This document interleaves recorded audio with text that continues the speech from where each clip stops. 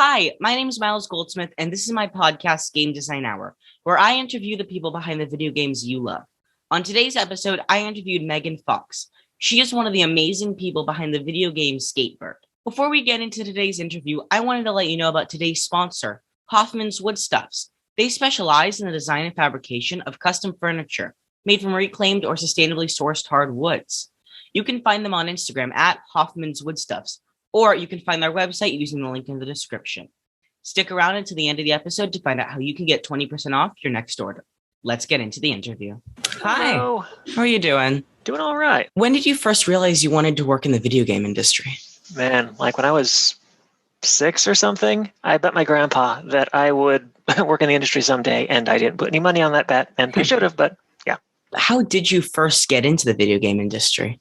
That started whenever I was still in school. I was in school for, I actually went for school originally for CS, dropped out for a programming job back in .com, that fell apart, etc. Went back later as mathematics because my GPA was so low they wouldn't let me back into CS. And while I was in that second college experience for mathematics in the last 2 years, I got a job with a startup called Eidolon, which was something you'd never heard of, working on kind of MMO about gardening where everyone had their own experiences. It was kind of cool. But this was back in Facebook era whenever like Farmville was a thing. So we were making this big 3D holy shit experience. They were going, but how can we make this a Facebook game? And we didn't find money and it didn't go anywhere. Good first job though. What were some of the first few video games besides that you worked on, and what lessons did you learn from those? There was a game called Wild Vines that we made with the same tech that was barely worth mentioning. It was a little match 3 thing. It was still cool, but way overbuilt. Mostly it had to do with scope. All of my initial experiences that were failures were I overscoped or I made a thing that was larger than I thought it was. So yeah, it all came down to scope. How did the idea for SkateBird first originate? A GIF. You can teach birds to skateboard, like literal birds, literal skateboarding, and it's an enrichment activity for them. You have to find ways to entertain parrots or they will entertain themselves and destroy your shit. Skateboarding is one of those things. And yeah, just that they can be taught to skateboard and that they actively enjoy the act of skateboarding once they know how. So wait, so they can like skateboard on like mini skateboards or like regular size skateboards? Like mini skateboards. If you Google the skateboarding birds, you'll see a bunch of them. Usually what owners do is they make a little ramp for the board with some kind of a gravity system at the start where they can set the deck down, bird flies over, and they tip some kind of tippy thing, and that scoots them down, and then they reset to put the board back on top. And generally speaking, the birds enjoy flying back and riding it again because they have a good time. How large was the team that worked on SkateBird? Depends how you define it. If you're talking about everyone who put any time at all in, significant. If you're talking about the people that were essentially full-time or at least close to something like that, it's about 5. I was the only full-timer.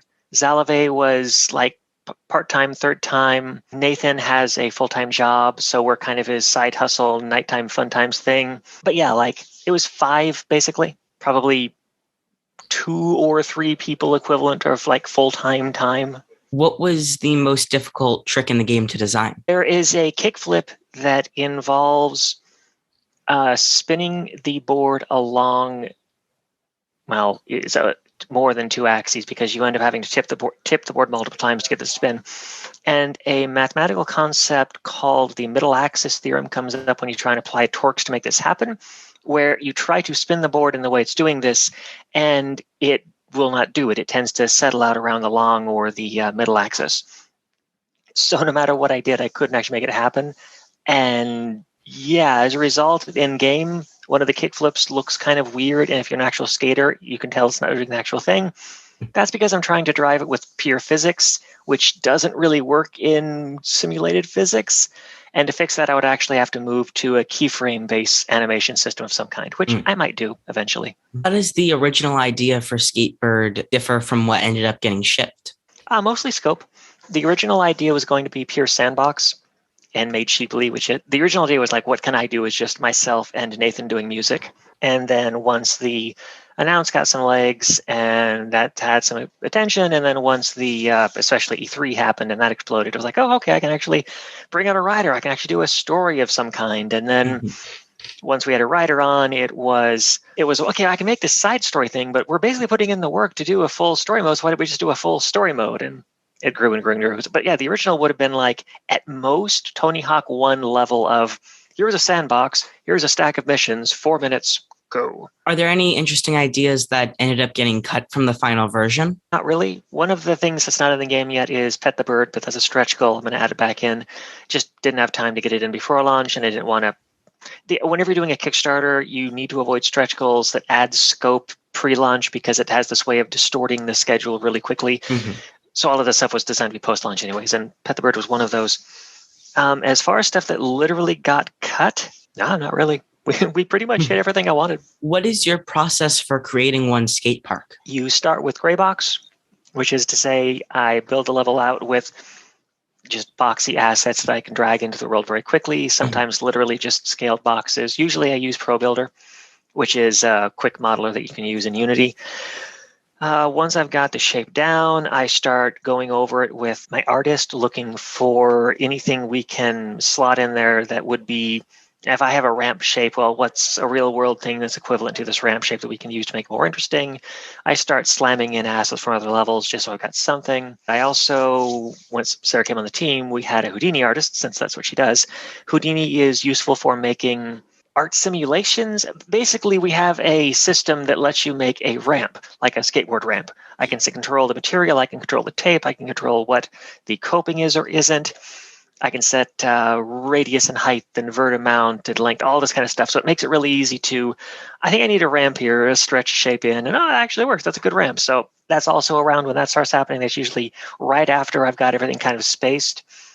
Then I'm skating through it to figure out how does this feel? Does it interact well with the camera? Can I totally break this by ollieing here and slamming myself into the ceiling, which you can actually do in some of the actual levels anyways, but at least it should be a little harder.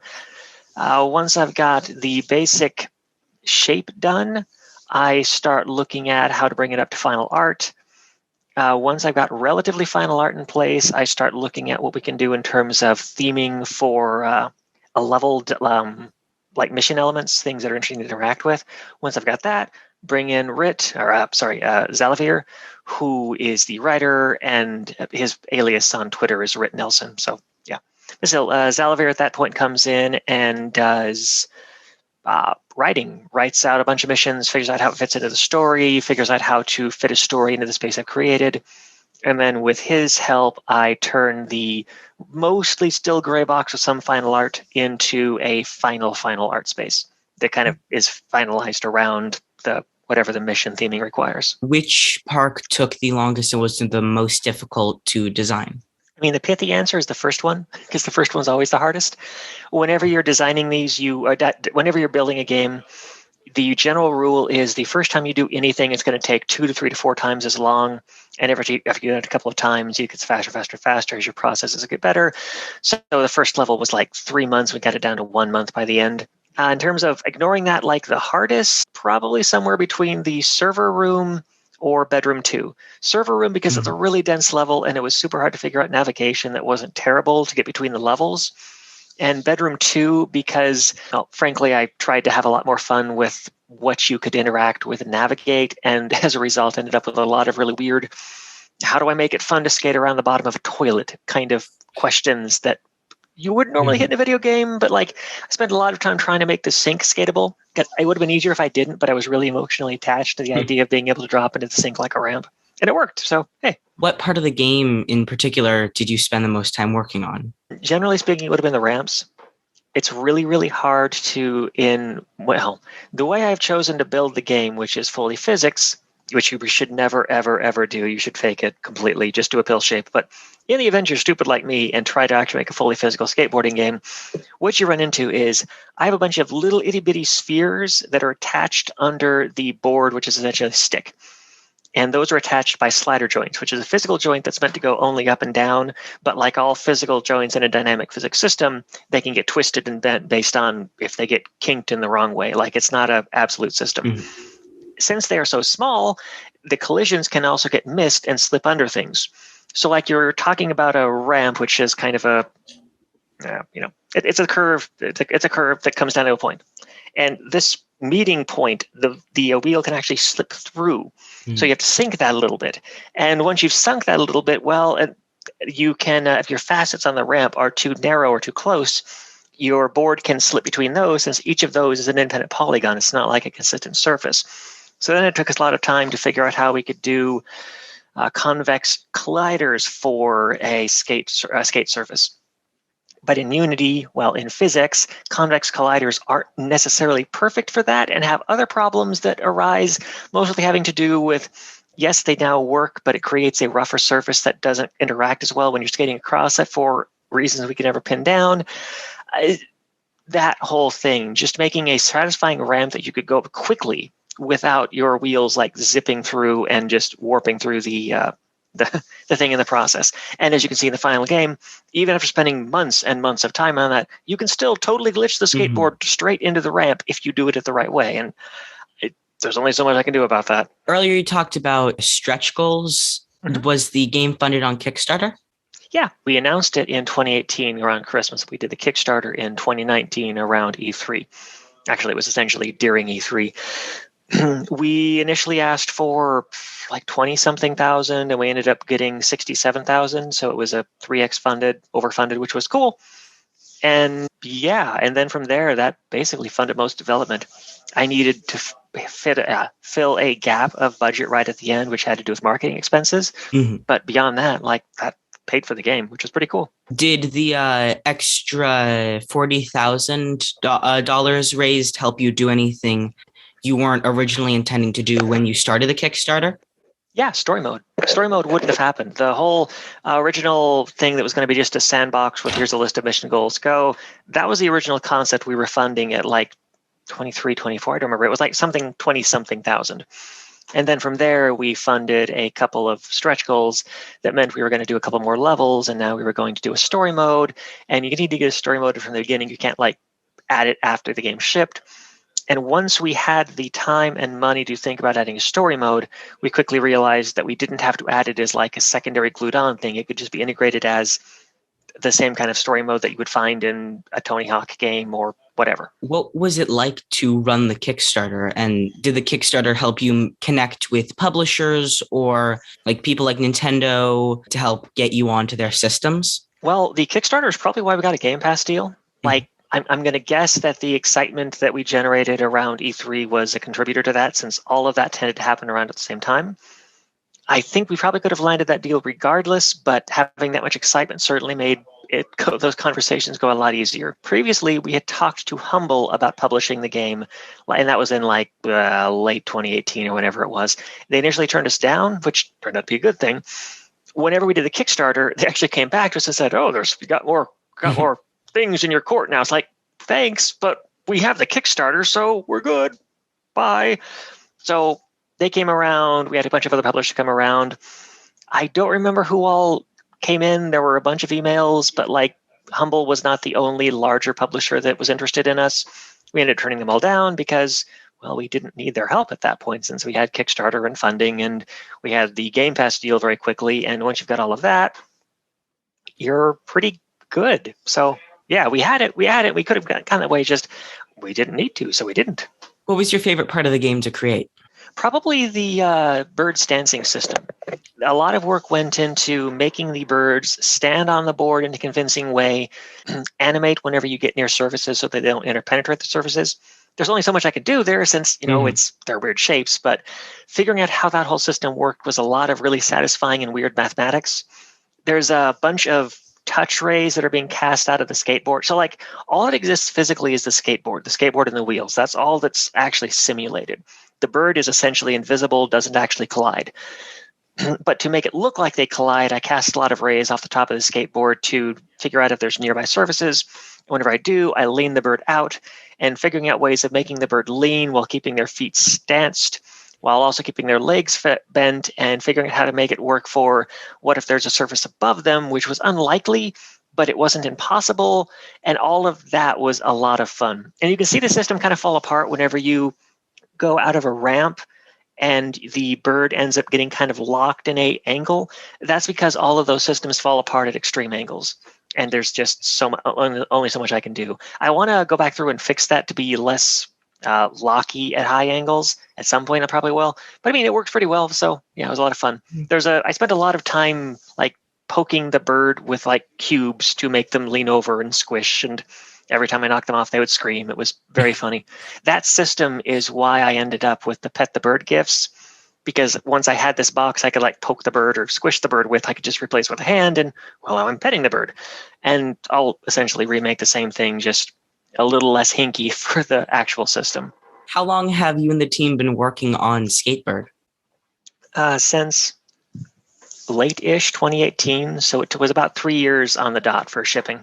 Sorry to pop in here, but I wanted to let you know about today's sponsor, Hoffman's Woodstuffs. They specialize in the design and fabrication of custom furniture made from reclaimed or sustainably sourced hardwoods. They also make custom goods and gifts for any occasion. You can find them on Instagram at Hoffman's Woodstuffs, or you can find their website using the link in the description. Make sure you stick around until the end of the episode to find out how you can get 20% off your next order. Let's get back into the interview. What are some of the restrictions that smaller indie games have in comparison to working on a much larger game made by a studio with more funding? Well, there's tiers to that. What you're talking with me is I'm essentially the only full-timer. I've got a couple of part-timers who are collaborating with me, but still, like they all have other gigs or other studios of their own. We kind of come together and do a Voltron thing to work together. So that's one scale. Then you've got what's called a big indie, which is usually 10 plus people. They're working at a budget of usually, like their costs are at least $1 million a year because they've probably got 10 people. You estimate about 100,000 per person. That's not actually what the salary works out to, but when you consider all the other expenses they've got, about 100,000 per head per year is the rough estimator. These days you go a little higher, but that's a good visualizer. So we're talking about a studio that has 10, 20, 30, 40 people. You're talking about a yearly budget from 1 to 4 million. You figure their games take 2 to 4 years. So you're talking about, 2 to 20. You can do the math. I don't feel like doing it right now, but you get the idea. That's kind of the next budget tier up. And then you've got AAA and quadruple A, which is like infinite more money than that. At our scale, most of what we struggle with is we don't have specialists. Like I have Alex. Alex did all of the birds. Like Alex did the animations, the actual animations they play, and all of the textures we apply to birds, and Alex is the bird person. But Alex isn't like a specialized just to do the animations. Alex does everything is related to the characters. If we were even a little bit bigger in that kind of 10 to 20 person range, we might have a dedicated character artist who is doing just the modeling of the character and another dedicated artist who's doing just the animations, which would mean we would have more animation depth and we could have more detail in the characters. Part of what we do to reduce costs is we simplify our clothing, for instance. That's why all of our clothing tends to be either thing you stick to bird or thing you stick to bird that then jiggles. That kind of clothing is a lot easier than trying to do like a puffy vest that flexes with the bird and is worn like clothing and figuring out how that all works together and making variants and all of that stuff. So it's mostly that thing. What happens whenever you collapse specialists down to we all have to wear a lot of hats and we all have less time to do it. So we have to figure out cheaper or ways of just skipping the work entirely to survive. What was the biggest design challenge you faced while working on SkateBird? The physics. The physics are terrible.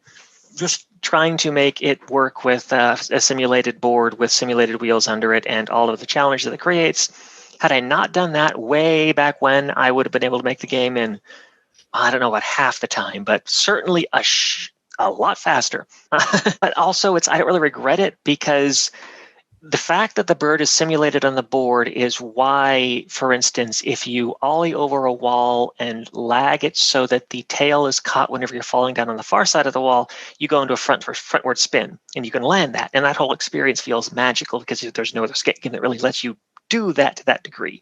Usually doing anything while you're in air that touches the board, you just bail out because that's how it works. That only works because we have a physically simulated board that we're doing very carefully. So I like it. It's just the result ends us in this kind of the best physics we can do ever are going to be pretty janky, which is why it's a bird in the first place, since a human in this context would look kind of ridiculous no matter what we did, and selling it as a ridiculous person skater probably wouldn't work. But a bird skateboarding, well, birds aren't very good at skateboarding, so it all kind of works cohesively. What is the process and challenges of getting an indie game like SkateBird onto all of the platforms that you've got it onto? Time. It's mostly just time. You spend a lot of time in emails, a lot of time talking to platform holders, a lot of time talking to, in our case, we're doing it. We used a porting studio, Plastic Front Studios. Jay Fernandez runs it. They're great. They helped us a ton.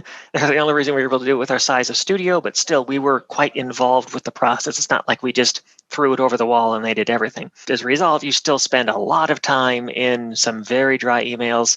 The usual estimation is you should reserve 3 months of time after the game is completely finished before the game has to ship. And that's just for getting it through the process. And what really sucks is it's not like you're doing 3 months of consistent work. It's, I'm going to submit this, and the submitting to the cert process, I'm going to hear back in about a week if anything went wrong. At that point, I have to make some calls. Are we going to resubmit? Are we going to fix the bug? Are we going to ask her whatever? And then we have to submit again. So it's this hurry up and wait process that just stretches over months and months and months, times however many consoles you're on. And all of those schedules tend to interact in shitty ways, like one of them takes a week to get back to you. One of them takes a week and 3 days to get back to you.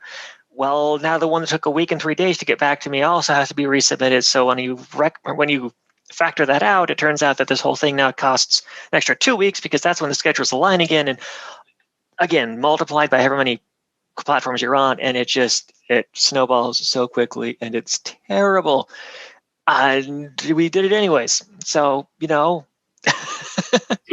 What is marketing like for an indie game? Hard and thankless. Like trying to get people to care about what you do is the single hardest thing. Let's say we had made, previously we had made a game called Hot Tin Roof. Hot Tin Roof is a game about little square people that are in a noir adventure, and it's fun and it's neat, but the sell of that is basically, it's like LA Noire, but also it's side-scrolling with way worse graphics. It's really hard to make that pitch something that people will care about in a broad sense. And it's not even that the press people don't care. There are a lot of great people who work in press, but they're not beholden to you. They're beholden to the legions of gamers that read their stuff who are looking for news on the next horizon. And what the fuck is this indie thing with cube people here? I don't care about this shit. So you have to figure out some way of running that gamut and ending in a place that gets you noticed, that you're working on something that's actually relevant to that class of person so that you can get press. And then there's the problem that technically press doesn't matter.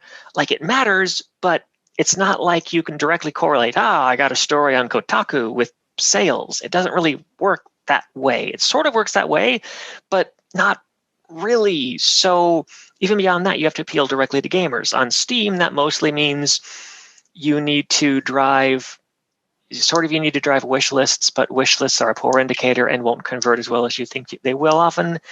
You generally need to drive fan interest. And that's this weird, hard to define thing that's basically, do gamers give a shit about what you're making? And it's squishy and hard to analyze and takes a very long time to do right.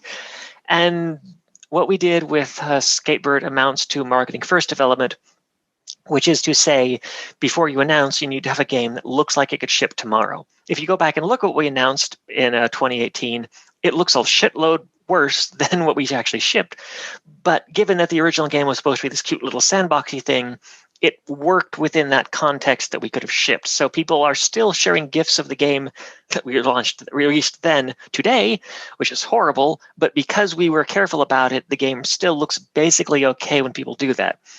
A lot of indies don't do that. They try to do open development, and the game, when they announce it initially, looks kind of shitty, and then they struggle to get past that image, and there's a whole bunch of stuff like that you have to learn to do or not do or get around or whatever, and it's just a mess. So yeah, the short version is it's really hard and largely thankless and hard to explain in any kind of short context. You just kind of pick it up over many, many years. Do you have any plans to add major updates in the future or even small updates?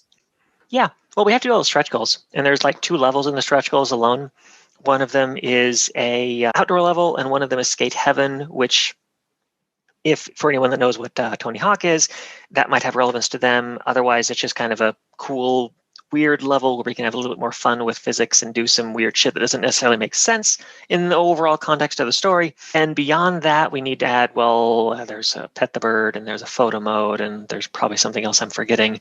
And then since we're doing all of that anyways, we'll probably add other stuff as we're going. Like I just added an option that lets you make the bird always sound happy, because some people get distressed at birds that sound unhappy. So it was relatively easy to make a system that just makes it always sound happy. Just little things like that, or you can disable mission timers. I've been working a ton on accessibility stuff over the last couple of weeks.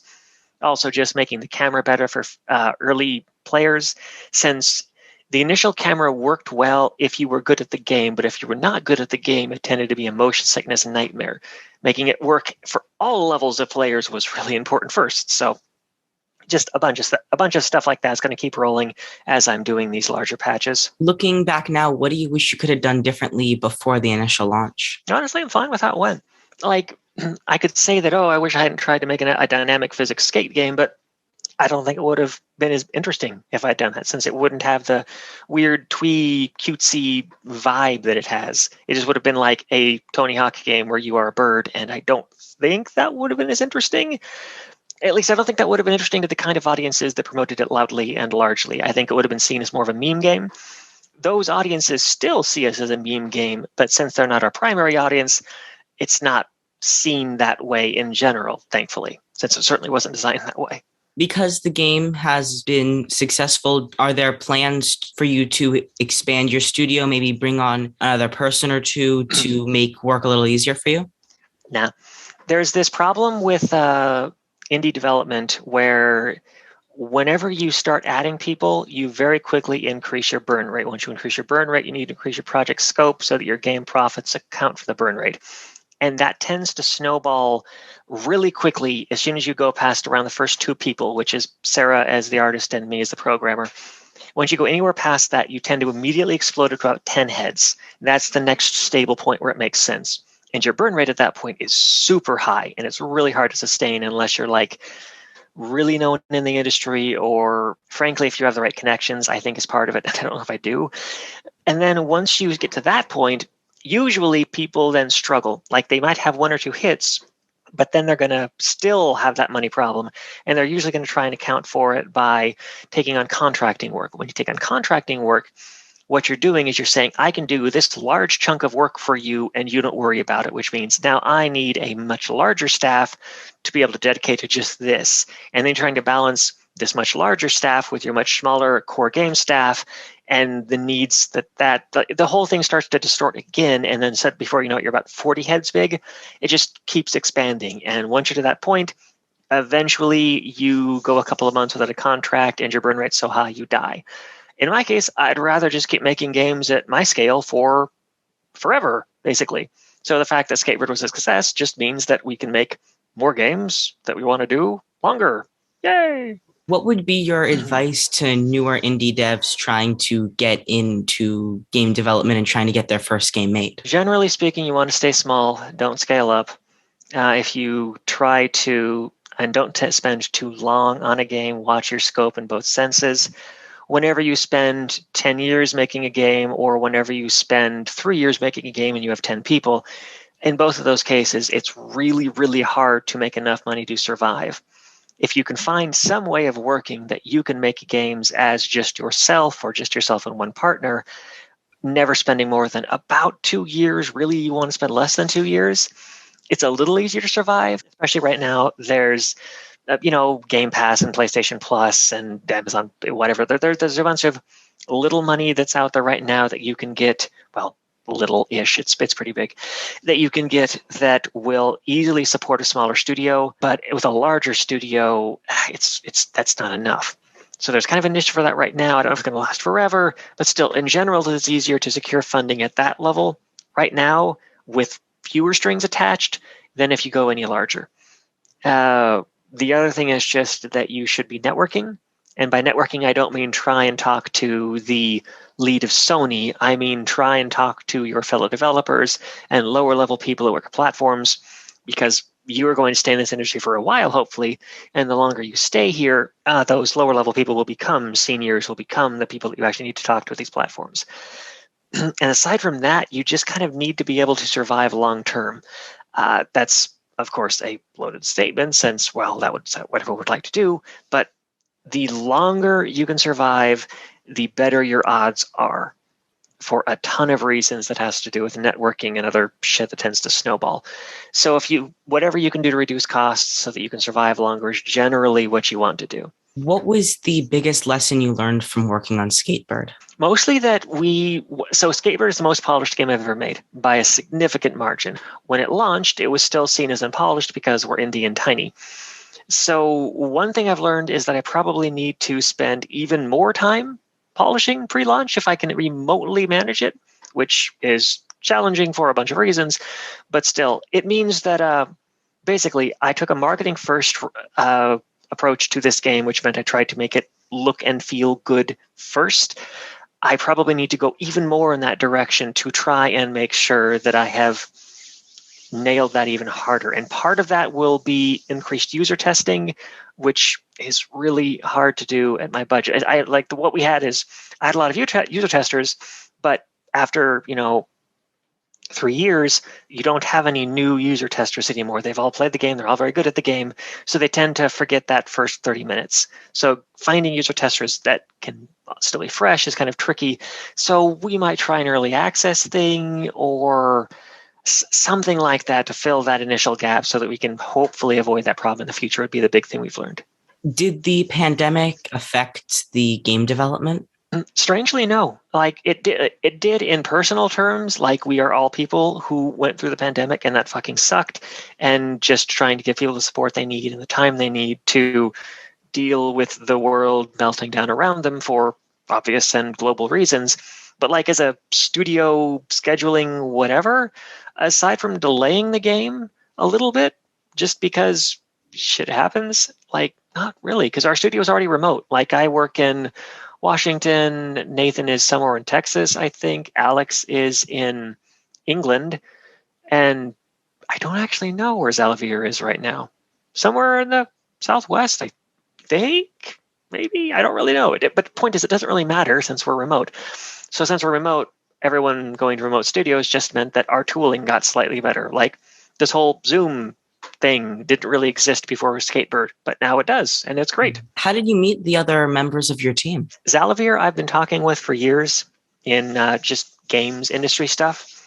He started as press, if I remember correctly, and we did some interviews or talking or something early on, and then he started to get a name for himself as a developer. We still kept talking. It was fun. He's really cool, and that just kind of developed from there. Nathan Madsen, I have been working with since Lego. Lego Universe was one of the, after Eidolon, before everything else, Lego Universe was the AAA game that I actually did and shipped. And he was on that team, and he's been working with me ever since we got laid off. His actual day job is in serious games, which is like training simulations and stuff. So he does nights sort of with me as this kind of fun outlet that just isn't so boring. Though I guess his day job is actually really good. I highly recommend serious games if anyone wants to get into games, but have a more stable, maybe could have kids kind of job. Serious games or that space is really good. As far as Sarah's my partner, and she quit her job. Thankfully, she was a remote tech at the start of the pandemic, and she was able to just quit her job and come work with me instead of being a remote tech who goes and fixes machines at places across the US, since that would have been a really fucking shitty job in 2020. Yeah, that's the core. Everyone else is just people I know from Twitter. After you do the initial patch releases to fix bugs, make it a more smooth experience for players, what's next for you? So as far as this goes, we'll roll into more long-term updates like adding extra levels and stuff, which will take a while. I'd guess I don't know, it's certainly at least over a month per additional level. So that's going to take a while. But as far as next game, I've already started designing it with Xalavier again. And we are going to make another bird game, not another skate game. So yeah, something in that space. Probably an Unreal Engine 4 instead of Unity, since Unity has kind of gone downhill over the last half decade, which is sad, and hopefully it'll turn it around, but I'm tired of waiting for them to turn it around. We'll see. So yeah, going to hop to Unreal and play with some visual scripting for a while instead. Thank you so much for your time. Mhm. Okay, it's been great interviewing you. Thanks. It was fun. And that's how the interview went down. I want to thank you so much for listening to today's episode. If you enjoyed it, make sure to hit that follow, subscribe button. It's different on every platform so that you don't miss the next episode. If you want to keep up to date with what's going on with Game Design Hour, follow us on TikTok, Instagram, or Twitter at Game Design Hour. Our sponsor, Hoffman's Woodstuffs, specializes in the design and fabrication of custom furniture made from reclaimed or sustainably sourced hardwoods. They also make custom goods and gifts for any occasion. You can find them on Instagram at Hoffman's Woodstuffs, or you can find their website using the link in the description. If you want 20% off your next order, make sure to use code GDH20 at checkout. Thank you so much for watching, and I'll see you next time.